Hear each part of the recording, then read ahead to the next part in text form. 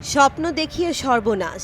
মৌলভীবাজারে শতাধিক মানুষের সঞ্চয় গিলে খেল এক কথিত NGO SM social welfare foundation. গরমের হলো 300 টাকা।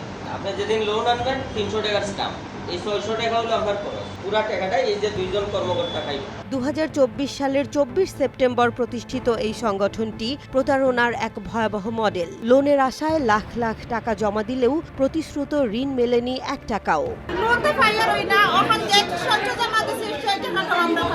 এক ভুক্তভোগী বলেন, আমাকে চেক দিয়েছে, কিন্তু ব্যাংকে গিয়ে দেখি অ্যাকাউন্টে টাকা নেই, চেকটাই ভুয়া।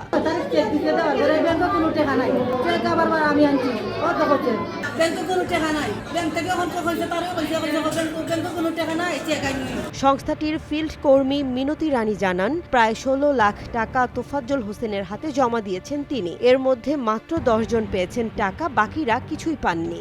16 লক্ষ টাকা সঞ্চয় ওনার কাছে আমানত হিসেবে জমা আছে। উনি সঞ্চয়ও দেয় না, লোনও দেয় না। বিভিন্ন সদস্যকে চেক দেওয়া হয়েছে, কিন্তু ব্যাংকে টাকা নাই। অন্য ফিল্ড কর্মী নন্দিতা দেবনাথ বলেন, সবাইকে শুধু তারিখ দেন, ঝামেলা হলে রাজনীতির ছায়ায় লুকিয়ে যান তোফাজ্জল। উনি বিভিন্ন ধরনের সদস্যরা তারিখ করানোর পরে সঞ্চয় ফেরত না দিয়ে এখন বলতেছে আমরা নাকি টাকা আত্মসাৎ করে নিয়েছি। সদস্যরা এইভাবে বলা হচ্ছে। তারপর যখন সদস্যরা অফিসে হট্টগোল করে, তখন রাজনীতিবিদ কিছু ছত্রছায়ার কারণে উনি বেঁচে যায় প্রতিবারে। 100 জনে আন্দোলন করছে, 5 জন 6 জনের সঞ্চয় ফেরত দেওয়া হয়েছে, বাকিগুলো রয়েছে। অনেকগুলো আমাদের সাথাইতেছে, আমাদের বাড়ি ঘরে আসতেছে। আর এনজিও প্রতিষ্ঠাতা মোহাম্মদ তোফাজ্জল হোসেন এনজিওর বৈধতা বা চেক ইস্যুর ব্যাখ্যায় দিতে পারেননি কোনো সন্তোষজনক উত্তর। আমি প্রতিষ্ঠানের প্রতিষ্ঠাতা, সাধারণ মানুষকে শেষ কাছ থেকে সঞ্চয় কালেকশন করছে কর্মীরা। কথা বুঝতে পারছেন? 10,000 টাকা আদায় করে 1,000 অফিসে জমা করছে। যারা অফিসে আসছিল, ঠিক আছে, তাদের সঞ্চয় আমি অটোমেটিক্যালি আপনার 3 দিনে ফেরত দিয়ে দিছি।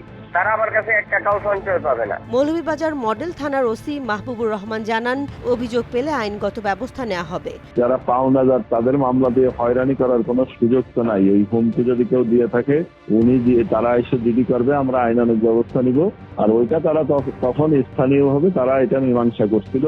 তারা তখন আমাদের কাছে কোনো মামলা মোকদ্দমা দেয় নাই। ও কোনো অভিযোগ দেয়, আমরা ব্যবস্থা নিব। গরিবের সঞ্চয়ে হাত, প্রশাসনের নীরবতা, এই দুয়ে গঠিত হয়েছে এক ভয়াবহ ষড়যন্ত্র। প্রতিকারী এখন মৌলভীবাজারবাসীর একমাত্র দাবি।